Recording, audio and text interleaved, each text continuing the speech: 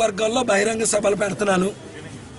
ఇప్పుడు దైవజనుల మీటింగ్ పెట్టా. నిరుద్యోగులందరూ మనతోనే ఉన్నారు, మీరందరూ మనతోనే ఉన్నారు. ఎవరు పార్టీ చూసారు ఒకటే గుర్తు, ఈరోజు ఏ పార్టీ కార్యకర్తలైనా 1000, 2000, 5000, 10,000 తీసుకుంటున్నారు. హెలికాప్టర్కు గుద్దేస్తారు ఆ రోజు. చూడండి అంతే. డిపాజిట్లు రావు, ఒకరిద్దరికి రావచ్చేమో ఈ 10-20 మందిలో. ఈరోజు ఈ మాట అన్నాను, గుర్తుంచుకోండి సార్. మరి ఇప్పుడు తెలుగుదేశం పార్టీకి చంద్రబాబు నాయుడు గారు మాజీ ముఖ్యమంత్రిగా ఉన్నారు, అలాగే జనసేనకి స్టార్ క్యాంపెయిన్ గా పవన్ కళ్యాణ్ ఉన్నారు. మరి మీ పార్టీకి స్టార్ క్యాంపెయిన్ ఎవరండి? బాలకృష్ణ ఎలాగున్నాడు అంటే ఎవరో తెలియదంటే 30 లక్షల మంది వాచ్ చేస్తారు.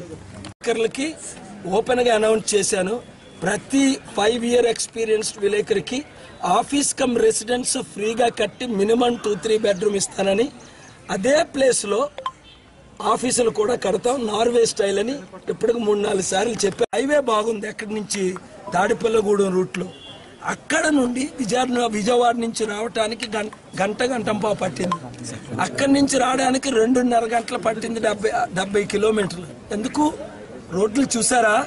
ఇలాంటి పనికి మాలిన రోడ్డులు ప్రపంచంలో ఏ దేశంలో లేవు, ఏ దేశంలో కాదు, ఈ దేశంలో ఏ రాష్ట్రంలో లేవు.